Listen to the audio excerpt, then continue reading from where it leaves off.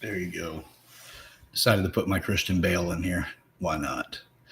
All right. Welcome back to another episode of the Maturity Project, and also, welcome back to all you, life changers. I commend everybody who watches and follows the channel. Like, it's awesome when you're up to something. Sometimes you got to take a second to realize what you're up to, but it's still awesome when you're up to something. Oh, and it sucks when you're not. It really can be hard. So I don't know what happened there. My timer seemed to reset on this video, but whatever. All right. Well, I'm your host, Chat Up at Broshears, or Sir Chat Up at Broshears to some. If you know, you know. Little Easter egg, fun little tidbit there for you. Today's conversation is obviously for you game changers. People that really are going to make some changes. It's first off, what's maturity? We're going to go over maturity, the roller coaster of life, how to strategize, hardship, and what happens when you keep consistency of 6 months or more. So, you're not going to walk away from issues after 6 months of continuous conditioning. You will leave with something. You will have some stickiness to that situation you went through. So anyway, let's get into it here with, first off, this is the Maturity Project. The reason why my partner and I decided to go with the Maturity Project, prior to this, the channel was called Growing Up in the Wilds of Suburbia. And it still had to do with the 8 different areas of maturity, but it was just kind of framed in a way that wasn't as successful or desirable as this is, particularly because this is more designed and developed to help create something out of it, give you categories to be able to work with versus just entertaining, conversations, if it's even entertaining for you.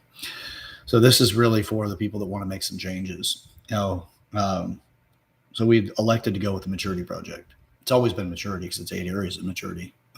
I've done this my entire life pretty much, but this particular project was born in 2014 in its more structured system that it is now. It evolved over time, but it still had the distinction of 8 different areas of maturity.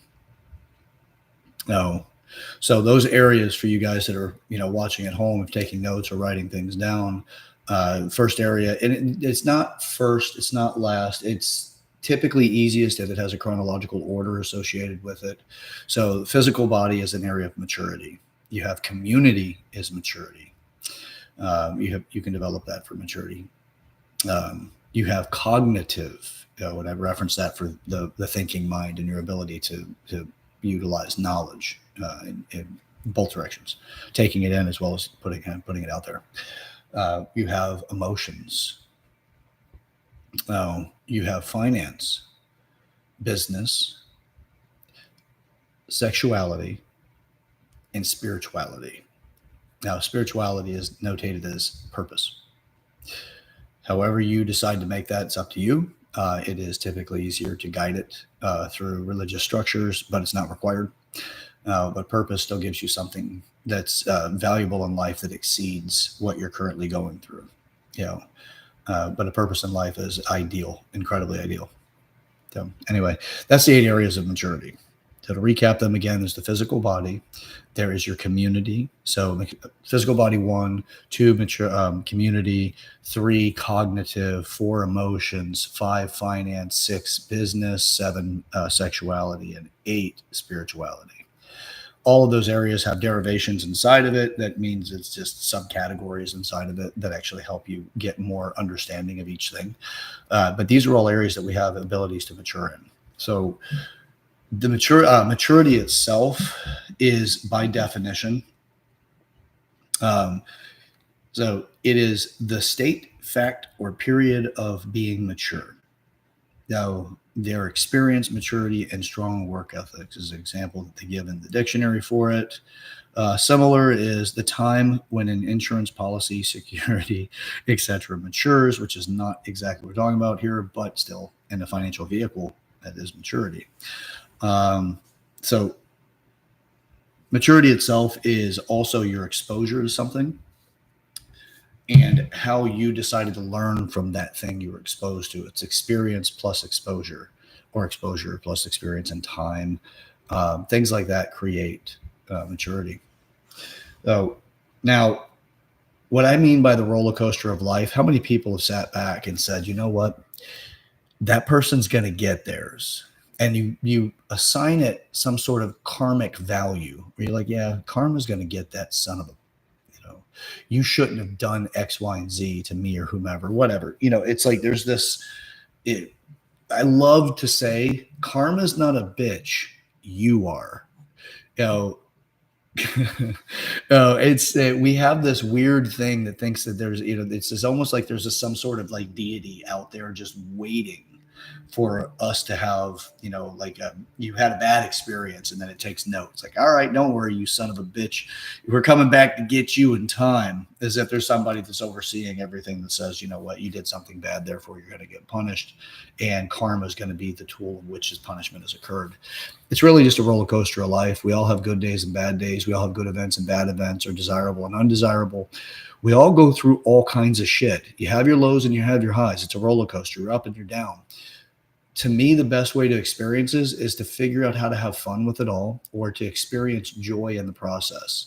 If you can associate an attachment to the outcome being what's true, not what you fabricate into reality by going, oh, positive vibes only, and that everything has an optimistic outcome. Yeah, that's true. Everything does have an optimistic outcome, but yet everything also has a pessimistic outcome. It's all up to your framing, the way you think. If you're going to put yourself through those circus hoops, then by all means, do what you want to do there. But the point of it is that it's still going to be a roller coaster. You're still going to align with things in your life that are good and bad, desirable and undesirable. It's going to happen to other people too. So when you're sitting back and you just can't, you're looking forward to somebody else's, downfall. Some of that is going to come from things that are not bad.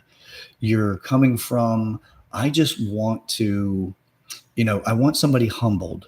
They did something and this is going to hinder them in the future because this type of behavior leads to that type of outcome. I know better because I've experienced it, and I'd love to see this person to do better in their life, but they're going to have life, knock them down a couple of times. They're going to need to lose the fight a little bit once in a while. They're going to lose a round or two, in the boxing world of it. But the reality is that you still have to face things. You still have to go through those things. They're going to happen. But if you're sitting back and waiting for somebody else's demise because you're coming from a vice-driven side, because the virtuous side is, I just want you to learn your lessons. It's going to benefit you, and I'm not doing it for you. That's not virtuous. Do not do it for other people. That is not virtuous. It leads to enabling and expectations, things like that. You can do it with them, but they need to be the ones that do it. Whatever that is, that's the lesson that's there in front of you. But to sit back and hope that it happens to somebody else so that you can get your pound of flesh because you would prefer that they go through hardship because they hurt you, that's vice. And if you really want to look at the son of a bitch of it, is that, you know what, you may be hoping for a mirror to show up for them. Where is your mirror? Because you deserve one too. In your mind, you're hoping for the hardship for another because you're going through your own pain. Well, that's misery that loves to spread itself in other adjacent or like emotions. Misery loves emotional comfort and emotional family members, not just misery loves misery or misery loves company. What is company? Company is a multitude of different emotional experiences that all share a bed with misery. Sadness, hatred, upset, those things, they're all bedfellows. They're having their little gang bang of fun over there with their obnoxious behavior of hoping for other people to eat crow and to hate life, right? Or just experience undesirable. But the point of it is we have a roller coaster that we get on. It's life. It happens. We have our ups and we have our downs. It's how you navigate that starts to show the world your character. And we'll go down that story, although it would be kind of funny, but I'm not going to do it for now. It's about my bowling experiences and really letting myself out, and how it, some people love it and some people hate it. But anyway, that's for another time. Perhaps if I get a comment in the comment section, somebody wants to hear about the bowling stories, then I'll tell you, in another video. All right. Now you can strategize hardship. Now here's two ways of looking at it. You could either say, God, it puts me right back into the three 3 methods for conflict. You know what? We're going to use the 3 methods for conflict first. First method is avoidance. You just get away from it. You don't want to deal with it. You don't want to face it. You want to just act like it doesn't exist. That's avoidance. That will repeat itself consistently until life finally gets you to learn your lesson.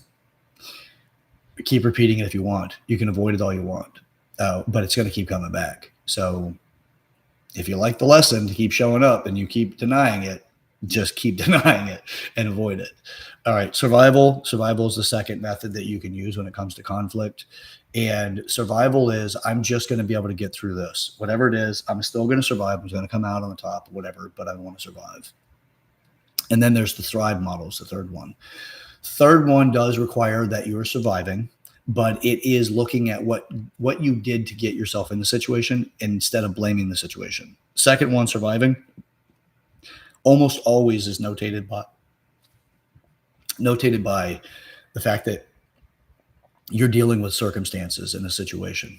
That's what it focuses on, survival. But it's all about surviving that moment. You don't really think much beyond that.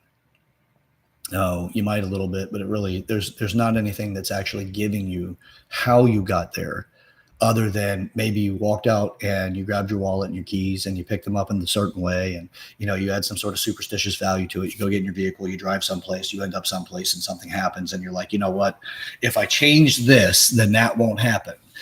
Now that's all survival. And that's actually kind of avoidance plus survival, because you're like, if I change this, then that'll change. And, you're just trying to change a pattern so that hopefully something doesn't happen. The thrive model is, I still need to survive this moment. I still need to get through this, but I need to look at how I got myself here in the first place. What skills and traits or my characteristics are what led me to this point? What decisions did I make? Who did I involve in those decisions? And what resources did I have, and how attached was I to whatever the outcome that I thought was going to happen was, or how attached were you? And then you look at all of that and you start molding yourself into this other version of you that is more equipped with dealing with that situation in the future, because you're working on what gets you there so that you can potentially even get rid of it, and never have to deal with it again, because you have completed the lesson, not avoidance, completing the lesson. Or when it happens again, you navigate through it with so much more ease than you did the last time, because you've gotten better at dealing with it, to the point that you may not even notice you're dealing with it. You've already got the skills necessary to navigate straight through. And then you go, wow, I didn't realize that happened. That just worked right through there. That's what happens when you go to the third model of conflict. When it comes to strategizing hardship, hardship is a fascinating thing, man, because it's like a lot of times it's just our attachment to something. And then it holds us in place because we say, you know what, I want this as my experience. And that is how I feel like I should have it. And all the rest of these different ways we attach ourselves. You go on vacation, you get attached to putting your toes in the sand and drinking a margarita or something, or 2 pina coladas get lost in the rain, whatever. You get your thing, that whatever your attachment is to that outcome. And then you realize the outcome is not going to be that. Your attachment is what's going to be straining you, because you're like, I should actually not have to experience this. By the way, when you hear me say don't should on yourself, this is part of what I mean. Don't should on yourself. This is what I should experience. Now, you can still use that as a framing thing, so you can go back to working on the tools necessary to be more successful with that particular thing that you're trying to do. But the point of it is that you're really you're trying to use your hindsight values to develop yourself. But attachment is, in the thrive model, you're working on learning exactly what you need to do to prevent this in the future by completing it. And actually not prevent. You're looking on how to actually accomplish and complete these types of challenges in the future as successfully and as smoothly as possible, even to the point where it seems like you've prevented it. And you very well might prevent it if it's something that you know better because you've had this experience before, and you say, you know what, that's not a good move for me, and I'm not going to do it again because of the lessons that I got out of it. I learned that's a bad direction. I should not eat strychnine, whatever. The lesson that you got, right? Because there are some things you can't do in any quantity that's going to be good for you. That includes your behaviors, not just things that we can consume or places that we can be, like radiation zone, stuff like that. Not going to be good for you. All right. So strategizing hardship is this. If you know you're going to be going into hardship, you look within yourself and you game plan. What is it that I'm actually getting into? What do I know about dealing with this? What do I not know, but I should know? Should again on yourself, but that's okay. You should yourself to success at this one if you need to. And then the other is what do I know that I don't know enough about? And what do I know that I don't know anything about? Right? Because there's a category here where you don't know what you don't know. And the closest thing to access to that is you look for what's missing in the sphere of success with whatever the model of thing that you're doing. And you say, okay, I know 70% of this, and there's still this thing that doesn't make sense to me. And I'm going to say that quantitatively or qualifiably, that is 30% of this. And I can't really qualify that easily, but I can tell you that there's still so much unknown. I don't know where to find out. And I don't know even what it is that's unknown. That you don't know what you don't know, but you're getting a tail end to it by knowing that you do know some things that aren't what you don't know, right? Like you've got situations where you don't know how to get someplace specific. Well, you don't know how to get there. Christ almighty, I got to stop doing that. You don't know how to get there. You also know that you don't know how to get to certain places, but you know how to find access to that information now that you're aware that it's something you need to know. Here's the way that this will work, though, is you pursue the I don't know, but I do know how I can go get some information. That'll open up a new world for you because you might actually learn a lot more than what you expected, or what you expected is actually not anywhere near as much information as you actually thought you were going to need. But the reality is this is all you need to know. A lot of ways to go about it. I don't want to get any more esoteric or confusing because I'm not giving enough root or foundation to this. This is just the how to strategize things is you say, okay, I know what I want to experience here. And I know what I know about this from previous experiences and how good I am at actually accomplishing it. And when hardship shows up, who am I and how am I? So that I know how to navigate me whenever that hardship shows up. And what do I need to nourish myself to be the best version of me so that I can support what needs to be supported. And you put that type of nourishment into place so that you are stabilizing your foundation enough that you are capable of moving forward. And when you need to, and you're really at those lows where you feel like nothing's working, because this is going to happen, especially when you take on a big game in life, there's a big and a high probability you're going to feel that nothing's happening or you can't get somewhere. So with that, you can strategize it, and you are strategizing it this way. You can also strategize for the areas you don't know enough about by going, okay, well, I do need to learn this. I need to read this. I need to go through these courses. Whatever it is, you start putting effort into finding out more about what you don't know, but you do know you don't know it. You're putting together strategies. I'd also say that as you get into something, try to keep a operating level of awareness to how strong your foundation is. Because when you first get an idea about taking something on, you really may get highly excited because of the 8 areas of maturity. You have strengths in each one of these areas that you have strengths in, and weaknesses in the other areas that you don't. Typically, a weakness is also an ignorance, but you still have a weakness somewhere else. Is the more of the areas you feel really strong in, or you've got resource associated with it as far as the development aspects and whatever comes with that. Finance has resources of money available. Business has resources of contacts and strategies for business and things like that. Community has resources of human beings available, and then your relationships there. Your cognitive pieces is what you're going to be learning in the process. And what do you know currently, and what do you need to know, and how do you strategize by putting yourself into a schedule to do it? Every one of these can create a schedule to do something. If you know you don't know the right people in order to get there, where do you know you need to go in order to get in touch with those people? And what kind of conversations are you going to have with them? Because you're not going to just show up and by osmosis, they're going to offer you their resources. You need to be able to strategize communication and connection. And don't just, I'm not an advocate for try to be friends with them. If you're just trying to be friends with them so you can get something out of them, you're a piece of crap. If you're trying to become friends with them because you want to get something out of them, but you also want to do something as an exchange that you're trying to create a better outcome, you're probably a pretty decent person. If you're doing it because you want to better everybody and you're planning on bringing more to the table than possibly what they can give you, then you're a better person overall. Because you're going into that to create a very nourishing and robust relationship with that person. So, I really got to stop this yawning crap.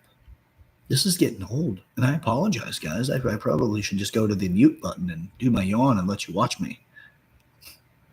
All right. So you can strategize it. Now, here's the thing whenever it comes to consistency. I've referred to mental occupation is when you think about something specific and you continue to carry those thoughts over time, it starts to get more root value. So it goes from a thought to an idea, and an idea starts to gain root because an idea can start to influence your character when it starts to gain momentum and validity. So first you get a thought, moves through like a tumbleweed. It's just a thought. It can also be entertained or it can be let go. It's up to you, and it'll flow as it flows, but thoughts leave you. But thoughts can accumulate if the thought creates a good enough idea.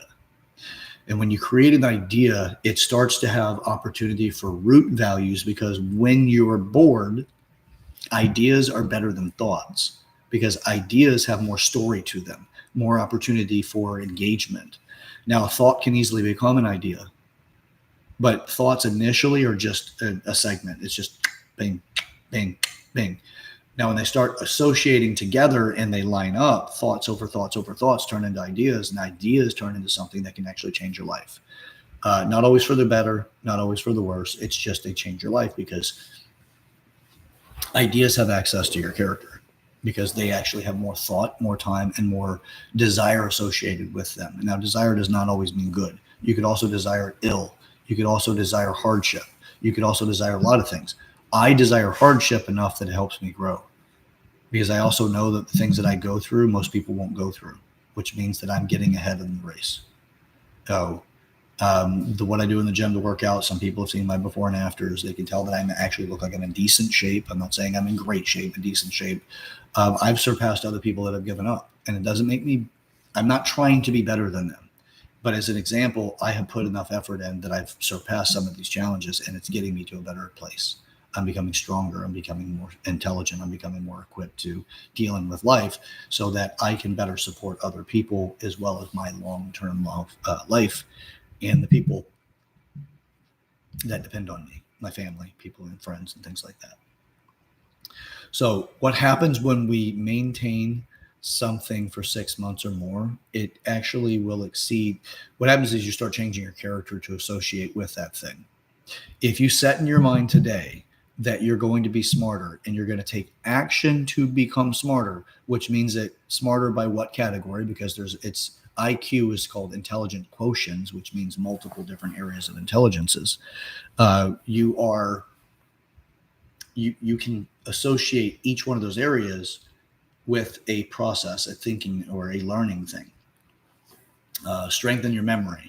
There are things that you can do to strengthen your memory. A lot of times you just deal with the stress you're dealing with, and you can declutter your mind so that you can pay more attention, and therefore the information goes in more pure versus being tied up with all kinds of emotional upset, stress, and all the rest of the stuff. Trying to focus on surviving at the same time you have new information coming in convolutes, and it makes it harder to retain that. There's too many other attachment points to that information that can be, confusing and or dilutes things or distracts you, and you can't really process properly. So 6 months or more, you can develop anxiety issues for 6 months or more. You can actually turn that into a condition. Again, I'm not a psychologist or a psychiatrist. I'm not prescribing anything or diagnosing anybody. It's nothing like that. There's my disclaimer for you legal assholes that are out there trying to cause problems because somebody else is trying to help other people.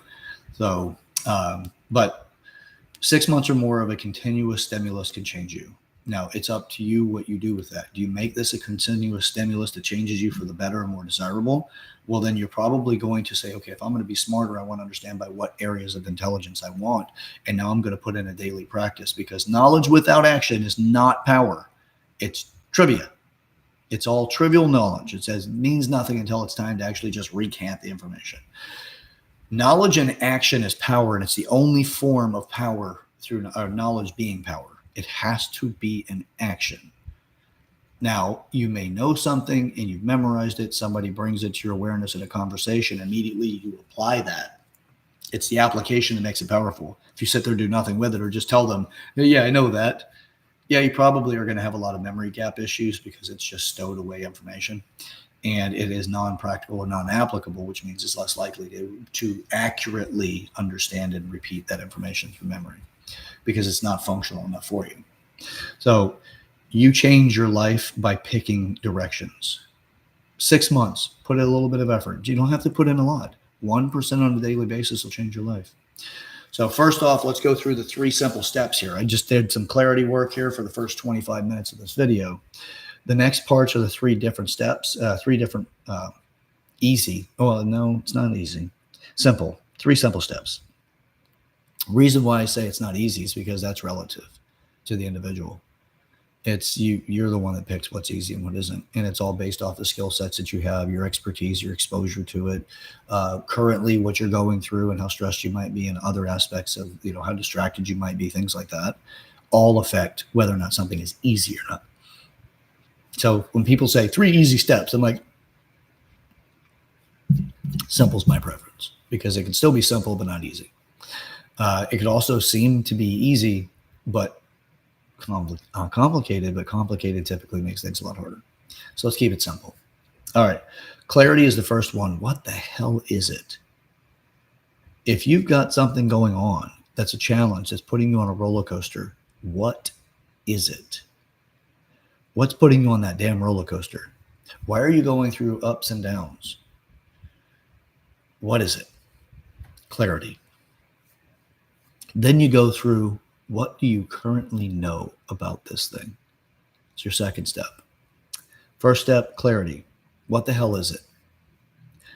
Second step, current knowledge.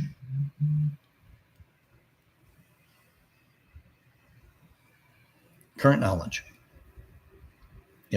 What access to resources do you have from what you know? Who do you know?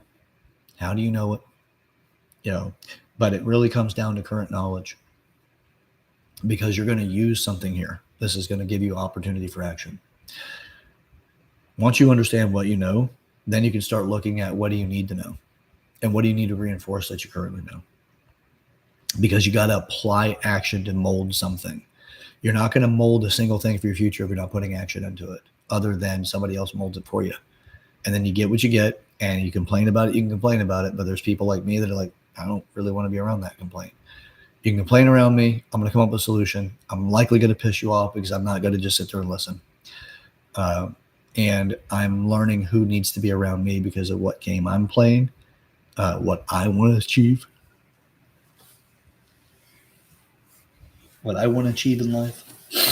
It's all right there. So if you're not playing a game, you're not up to something, it's a pretty good chance that people that are up to something won't want to be around you. It's just a matter of time. Because the conversations are different, all of this stuff, but you got to apply things. And people that are up to something is applying something. If you want to mold yourself into being somebody different or somebody more advanced or matured or developed, you have to put intention behind that. You really have to put something to it. You have to apply what you know to mold it. Always be doing something. Here's the great thing about it. Even if what you're doing is wrong, means that you're still in action and you can learn from it, but you got to stay open to it. If you're so attached that what you're doing must be right the first time, you're in for a world of hardship. You really need to put some effort into learning and accepting that you're going to do it wrong, especially early on. You're going to do things that are wrong. It's supposed to happen. Forgive yourself for it. Forgive others for it. Everybody is doing something for life. Everybody. So, all right. So to go over this real quick, to recap, first off, maturity. What the hell is it? It's your exposure and willingness to learn something that gives you the opportunity to change the future. That is the pathway to wisdom. Roller coaster of life. You got ups and downs. It's going to happen. You can sit back and say, you know what? I hope some hardship happens to this other person. It will happen. It's a matter of when, but you're not the one that did it, most likely. It's life happens that way. It's a roller coaster. It's up and down. You have the wheel of fortune and you have the wheel of misfortune. The less you work on developing yourself, the more the wheel of what is that? Misfortune. The wheel of misfortune will have more slots for you, more opportunities for you to fit into that wheel. So you'll have more hardships in life. The wheel of fortune takes more effort so that you can develop yourself, so that you'll start to recognize there are always opportunities around you all the time, every day, all over the place. It's just you don't know how to see it. So the wheel of fortune is opportunities that are around you right now that you can't see. And that's the sad part. You can't see it yet. The other is the wheel of misfortune. And that wheel is going to have more slots in it the more you avoid or the more you live inside of survival. You're just going to continue to have these things that keep showing up. It's just survival can be a jackass at times, but at least you make it. Avoidance, man, that collects and it just gets sticky and it weighs you down and then it creates more problems over time. It's a tough place to be in avoidance. So you want that thrive model. And you can get that by going through the proper steps whenever it comes to understanding what you need to do and how you need to do it. So how to strategize hardships. You see things coming. You start putting in daily practices, and I do encourage daily. I would actually say it's required. Daily practices. You don't need to do too much, just 1% more every day. Step out of the way. Do things that are a little bit different than you did yesterday that's going to help give a more desirable or positive impact. I pick up trash when I'm in the bathroom or wherever, public areas, whatever, because it's who else is going to do it. But that also changes me a little bit every time. Sometimes it would change me more for the cynical side, which is why the hell aren't other people picking this trash up? But then there's other times going, I am doing my part to make this a better world. I know it's a piece of trash, big deal. It is a big deal to me because how you do anything is how you do everything. So, all right, strategize hardships. You're absolutely capable of it. So incredibly easy to do. Simple to do, not always easy. But you have to be aware first because awareness is key. Okay. 6 months or more of a continuous action will start to build into your character. This includes 6 months of the undesirable. If you're stressing over something for 6 months straight to the point of anxiety, there's a pretty good chance you're going to develop an anxiety disorder. Again, not diagnosing. I'm not a doctor. I'm not a psychologist or psychiatrist or anything like that. Look it up. It's in the books, man. You can easily look that up. 6 months or more of a continuous stimulus can start to create a change psychologically. Same thing goes for whenever you want to change a habit. By the way, you heard 21 days to make or break a habit.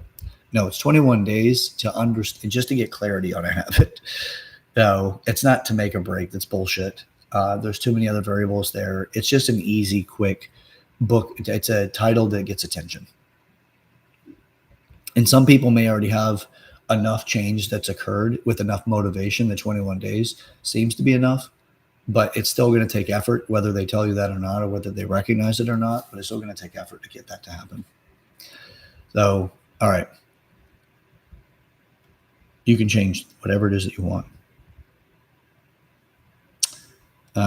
If you're unhappy for 6 months or more, there's a good chance that you're going to have a very dissatisfied experience in that particular area, whatever it is that you're unhappy about. But here's the drawback: is it starts to leach in other parts of your life. If you want a different life, you got to do something different to have it. You cannot do what you've done in the past in order to have what you want and change in the future. It just doesn't work that way. You got to do something different. You got to change things. You got to develop. So 3 simple steps. After that part of the recap, 3 simple steps is clarity. What is it? Just define it enough to where you understand what it is and you can communicate it to yourself and other people if you needed to. That's the level of clarity you want. Current knowledge and the access to resources. Current knowledge. What do you know? What do you not know? And then you start, okay, what do I need to learn? And then the resources is by what means can you learn it? Talk to somebody, directly interact with somebody, sell things, do something for more money, whatever it is. Like, you have to understand your resources so you can actually get to the point of the action necessary to be successful here. Then you have to apply to see the change. You have to apply to change the mold. You need to put in the effort to do those changes. That's also one of the things about the maturity project is none of us here are willing to do it for you, but we'll do it with you in conversation, inspiration, and storyline that helps you be able to get what we're really talking about and inspire you into some change for yourself. All right, that's it for today's conversation. It's about what is maturity, and then how to strategize hardships, and what are the 3 simple steps to help you with that. I am your host, Chad Everett Broshears, or Sir Chad Everett Broshears for some. If you know, you know. This is the Maturity Project. Do share this video with people in your life that you want to make some change with and break the ice with. Start a conversation with purpose and intention. Also, like the video. Help me get this out to more people. It'll help with the algorithm if you like it. Don't forget to subscribe to the channel. The more people that we have subscribed to the channel, the better off. So if you haven't already subscribed, please do. That'll help us make the right impact, because also subscribers helps create popularity, changes the algorithm for Google. Excuse me. And look, the world's happening. We really do need to answer the call whenever it calls, but at the same time, we also need to work on ourselves, because the path to hell is paved with good intentions, and we are on a super highway to get there.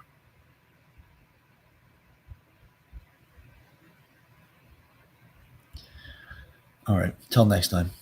Let's get up to it, man. We got a lot going on. Let's get to it. All right, you, me, and the other game changers taking it to inspire the world. Let's not join that super highway to hell, and let's be an interrupter. All right, let's get to it. See ya.